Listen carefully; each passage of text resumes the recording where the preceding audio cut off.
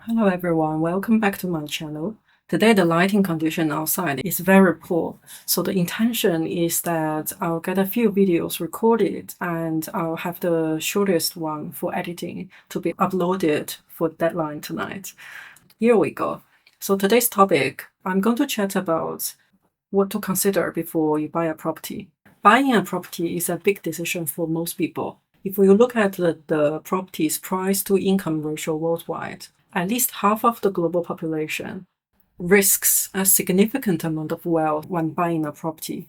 I'll include links in the data in the description.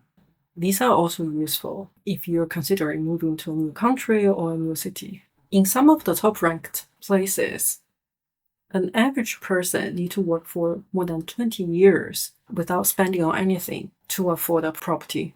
This means you're betting on 20 years value of your time in one single purchase decision.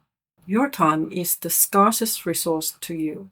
This is why buying a property is a major investment decision for most people.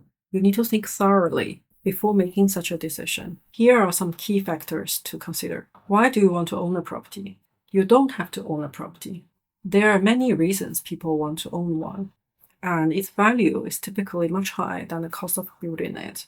For example, owning property can provide you with the free public education or retirement welfare in some countries. However, these benefits can change over time if they are the determinant of the property price in the area of interest. You need to have a view for these future trends. If you think the investment value will come down and it is an unnecessary spending, don't risk your savings and future income here. The value of a property is heavily influenced by its location. While the community and the interior of the property matter, the location is the most important factor. Local governments often invest in public transportation and big shopping malls in order to increase or retain the property value in the area. Establish a price expectation will help you set a realistic goal of what property you're looking for.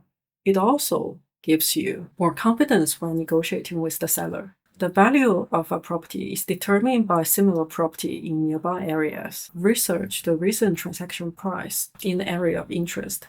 Understand how does the relative location, property age, interior, community, and floor influence the price. Understand whether the transaction price quoted by the source you use is a factual one. In some places, the reported price will be lower than the actual one to help save tax. Then we'll talk about financing and the things that impact investment value of a property. Most people need a loan to buy property, so the interest rate environment is crucial. If interest rates go up, property values usually go down in the short term, and vice versa. If you expect interest rate to drop soon and you don't need a large loan, it might be a good time to invest in a property. Property price is decided by the supply and demand of this asset in the market. Urbanization tends to be a big driver of demand in emerging markets. Similarly, deurbanization can drag the property price in city centers. Maybe social fashion change that younger generations are no longer interested in investing in property as a way of managing most of their assets, so that as the older generation becomes older and considering selling their primary residence, the younger generation can be unwilling to pay for it. On the supply side, you can research whether local governments, corporations, or private individuals have a strong influence to the supply of land in the area. The more concentrated the landowners are, the more influence they will have on the supply of property. Assess your income stability and future expectations. This is important to determine your ability to pay back the mortgage. The more stable your job, the longer mortgage you can afford. A high salary allows for high mortgage payments. However, don't overestimate your future income stability and job security when planning.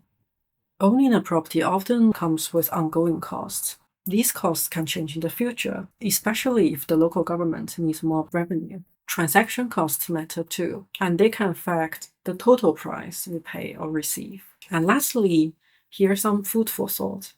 for younger generation living in expensive cities. So if you're like me living in an expensive city like Shanghai, what does a high property price to income ratio mean? To interpret it from a different angle, it means that most people who own a property in the city don't solely rely on their salary to afford it. If you're not born with a silver spoon, you have two options. Option number one, work for the highest paid employer in the city, which usually limit you to a few industries.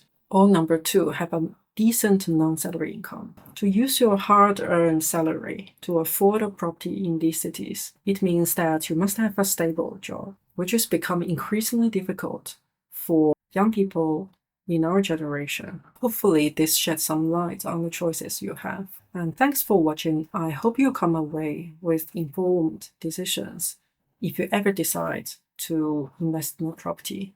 If you found this video useful, don't forget to like and subscribe for more insightful content on smart investing and personal finance. Share your thoughts in the comments. Where would you consider investing in property and why? Let's start a conversation and help each other make better investment choices. Thank you. See you next time.